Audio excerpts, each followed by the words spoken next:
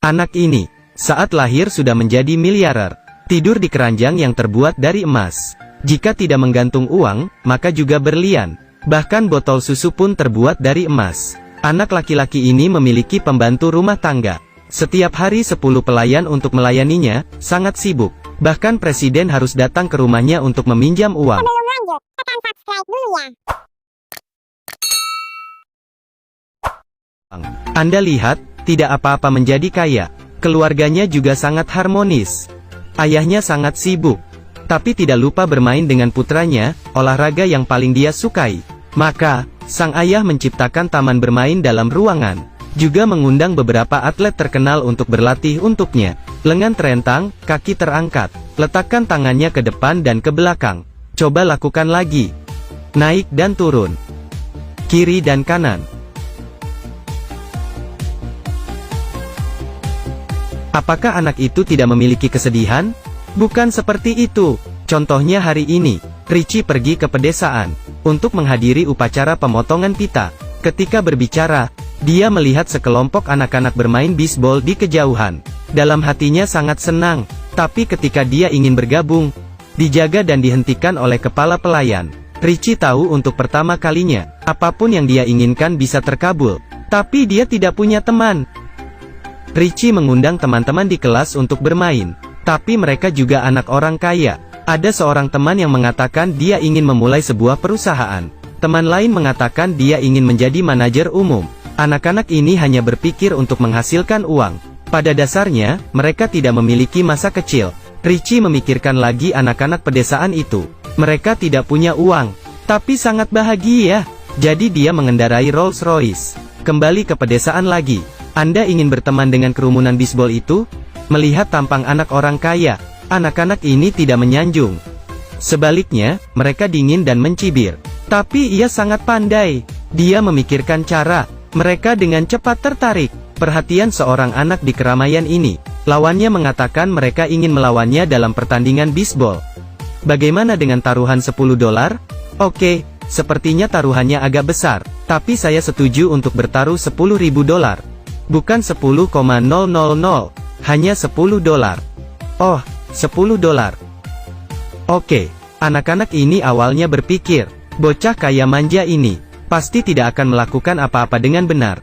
Tapi di luar dugaan Richie bisa memukul berturut-turut, langsung bikin anak-anak bingung.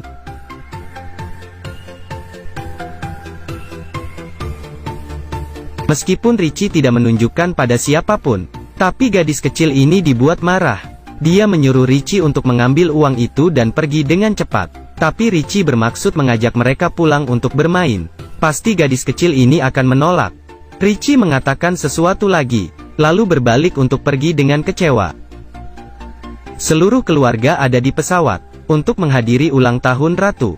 Melihat ekspresi sedih Richie, ibu memutuskan untuk meninggalkannya di rumah dulu. Kepala pelayan juga dengan serius memberi Richie hadiah. Baru buka pintu. Ternyata anak-anak ini pemukul bisbol di pedesaan yang miskin. Wah, dikatakan tidak ditundukkan oleh otoritas. Punya uang juga tidak berubah. Kemudian Richie membawa mereka ke rumahnya. Pemahaman tentang anak-anak ini benar-benar tidak ada kemanusiaan. Roller coaster rumah Anda sangat bagus. Itu terlalu menakutkan, terlalu besar, benar-benar keren. Ini adalah hadiah Natal yang diberikan ayahnya kepadanya tahun lalu. Sangat menarik. Anak-anak tinggal di pedesaan yang miskin. Pertama kalinya mereka mengunjungi kehidupan orang kaya. Dengan segera, lihat kehidupan orang kaya yang mempesona. Atur balapan di lokasi. Balap kano di danau. Buka kamar di rumahnya. Dalamnya, sebuah toko McDonald. Bocah gendut di tangan kirinya memegang kue. Tangan kanan memegang segelas milkshake. Anak laki-laki itu berkata, "Ini adalah hari paling bahagia dalam hidupku." Tapi Richie tertawa. Hanya itu. Kemudian, dia merasa senang. Melihat orang, seperti roller coaster. Ini hanya mainan. Andalkan ini. Bermain permainan seru. Richie sangat sukses. Diterima oleh anak-anak itu. Tapi dirinya sendiri, juga mengalami hari paling bahagia dalam hidupnya. Ternyata, dikatakan jika kamu punya uang, kamu tidak bisa membeli teman. Itu palsu. Tepat pada saat itu, dari tempat kepala pelayan, ia harus menerima kabar buruk lagi. Orang tuanya duduk di pesawat pribadi. Sesuatu terjadi, bahkan GPS di rumah tidak dapat menemukan koordinatnya. Sebenarnya, semua ini adalah rencana yang dibuat-buat. Dan siapa di balik semua ini? Ternyata pamannya. Motifnya tidak harus dipikirkan, hanya keluarga Richie yang menghilang. Kemudian dia bisa mewarisi semua properti. Tapi dia menghitung segala cara, tapi tidak terhitung. Di saat terakhir, Richie tidak duduk di pesawat itu. Seharusnya sudah melewati hidup ini. Berdasarkan urutan warisan, Richie telah mengambil alih properti. Dia menjadi kepala keluarga. Orang termuda dalam sejarah berhak mengambil alih perusahaan. Buku harian bisnis, bocah itu menuduh direktur penggelapan dengan biaya keuangan. Buku harian bisnis, Richie belajar perdagangan. Pamannya tidak mengharapkannya, meskipun Richie hanya anak berusia 10 tahun. Tapi sejak kecil dia belajar bagaimana mengelola dan mengoperasikan perusahaan. Jadi ia bisa membawa perusahaan lebih berkembang. Selanjutnya, dalam rapat direksi, dia telah menaklukkan semua pemegang saham. Langsung buat pamannya menjadi orang luar perusahaan. Pamannya sangat marah, membuat rencana lain. Dia menyalahkan kepala pelayan Richie. Fitnah dialah yang menciptakan kecelakaan itu. Jadi kepala pelayan itu dibawa pergi oleh polisi.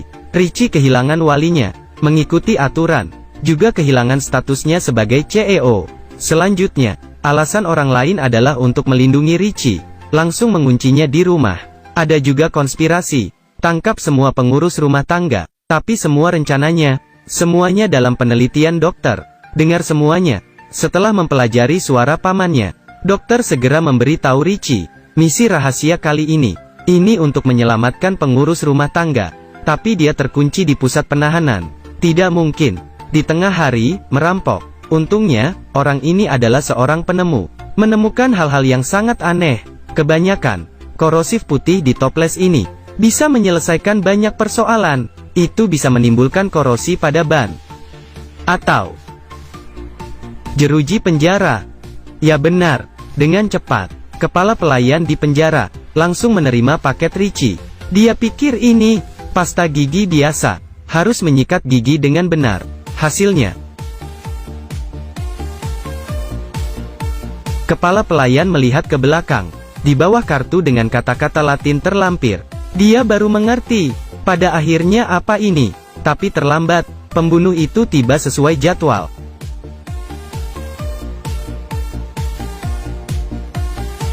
Ribuan kali menghina, tuan-tuan ada di depan. Pembunuhnya tidak hanya tidak bisa bertindak, pakaian juga diambil olehnya, dirampok.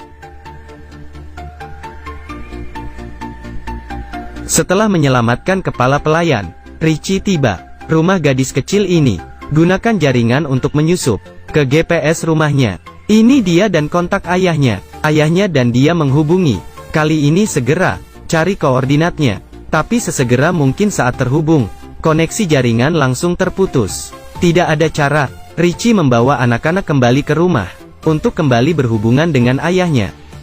Anak-anak ini berada di kediaman pribadi. Anak-anak membawa pupuk kimia, menumpuknya. Setelah menemukan penjaga, tembak.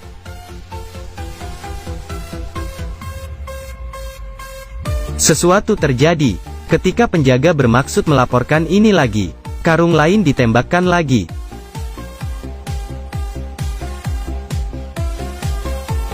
Richie membawa anak-anak, berlari ke kamarnya. Tapi pada saat itu, dia menemukan lagi. Dokter telah ditangkap lagi. Maka itu bagus, karena dia memiliki niat yang paling banyak. Memang, dia memanipulasinya. Segera mengoordinasikan ramuannya. Kemudian tuangkan ke dalam tabung. Tuang ke dalam air mancur di taman. Semua berubah menjadi gelembung. Semua penjaga terpengaruh, tertarik ke tempat itu. Anak-anak mengambil kesempatan untuk membatalkan mesin pengawasan. Richie akhirnya berhasil masuk ke kamar. Tetapi pada kontak ayah dan anak, jelas menampilkan posisi orang tua ada di rumah lagi. Selamat datang, Richie. Anda bahkan lebih cepat dari yang saya bayangkan. Ternyata keberadaan orang tua disembunyikan oleh pamannya. Dia bertanya kepada orang tua Richie. Harta yang paling berharga tersembunyi di suatu tempat di rumah. Ayahnya sangat nyaman. Itu tersembunyi di balik jendela.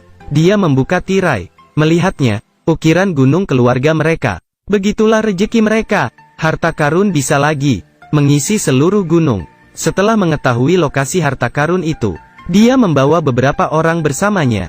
Pergilah ke gua gunung tempat harta karun disembunyikan. Pintu di sini dibuka berdasarkan suara. Nyanyikan lagu ini. Sesame buka pintunya gelombang.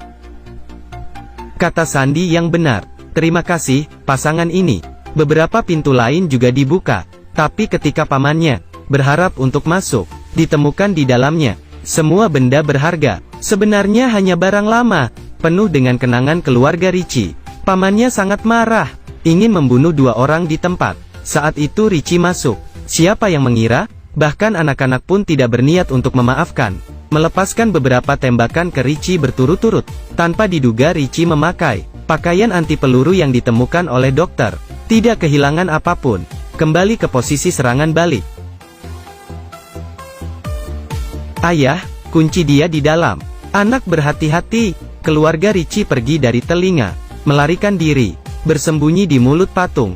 Tapi saat itu pamannya berdiri di atas. Menggunakan senjata untuk menargetkan keluarga mereka. Tetapi kemudian, kepala pelayan dari jauh segera. Gunakan laser.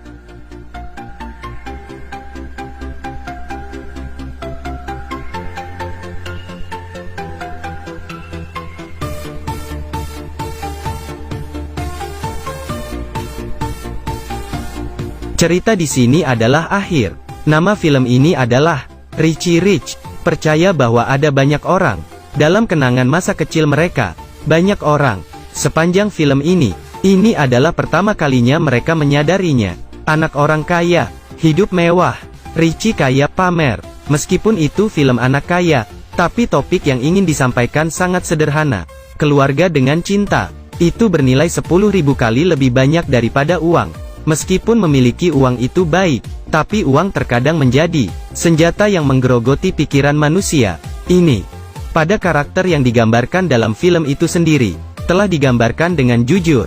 Peran Richie dalam film adalah karena anak itu mengurus rumah. Macaulay Culkin. Ini adalah aktor cilik yang paling terkenal di tahun 90-an, yang membuat orang terisak. Setelah Culkin yang terkenal hancur di tangan orang tuanya sendiri. Culkin karena dia berakting beberapa film panas, menghasilkan uang, tapi kemudian orang tuanya semakin lihat dia sebagai mesin penghasil uang. Ketika keduanya bercerai karena masalah mengambil hak asuhnya, saling menggugat ke pengadilan. Culkin telah terobsesi dengan psikologi sejak kecil. Pilih di puncaknya, menyerah. Tunggu dia kembali lagi di bawah sambutan penonton. Tidak seperti tahun itu. Tidak terlihat lagi gesit. Dia juga dipenjara karena memiliki narkoba. Ini kenyataan. Kehidupan Macaulay Culkin.